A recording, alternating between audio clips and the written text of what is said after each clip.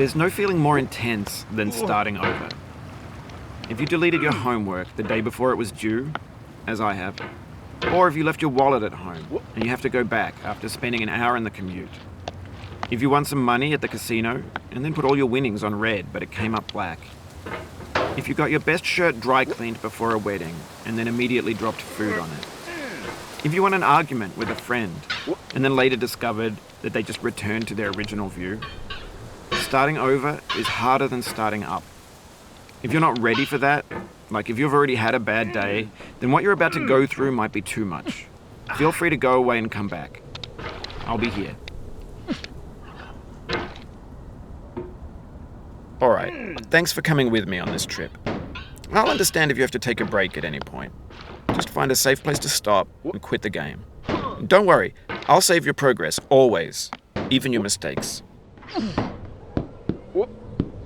This game is a homage to a free game that came out in 2002, titled Sexy Hiking.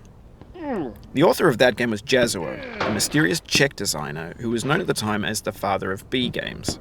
And B games are rough assemblages of found objects. Designers slap them together very quickly and freely, and they're often too rough and unfriendly to gain much of a following. They're built more for the joy of building them than as polished products.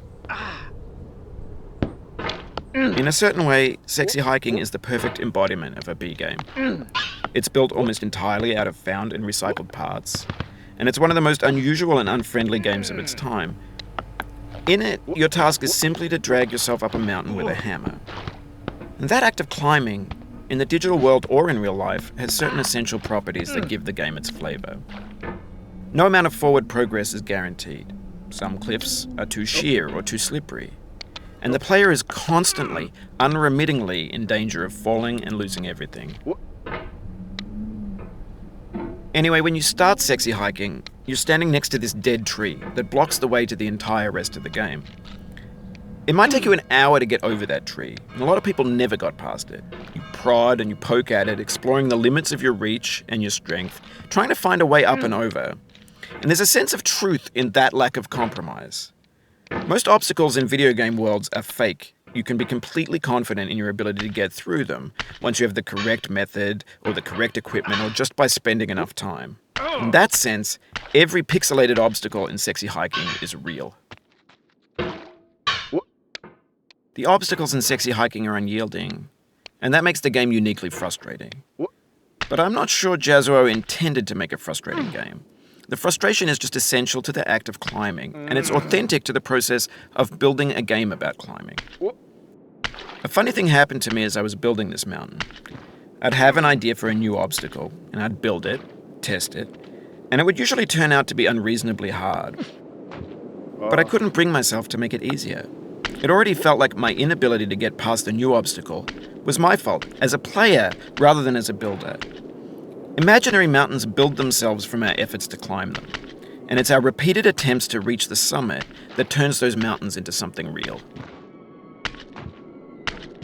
When you're building a video game world, you're building with ideas, and that can be like working with quickset cement.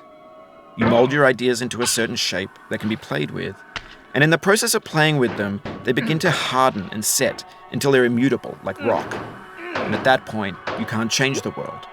Not without breaking it into pieces and starting fresh with new ideas. For years now, people have been predicting that games would soon be made out of prefabricated objects, bought in a store and assembled into a world. And for the most part, that hasn't happened, because the objects in the stores are trash. I don't mean they look bad or that they're badly made, although a lot of them are. I mean they're trash in the way that food becomes trash as soon as you put it in the sink. Things are made to be consumed and used in a certain context, and once the moment is gone, they transform into garbage. In the context of technology, those moments pass by in seconds. Over time, we've poured more and more refuse into this vast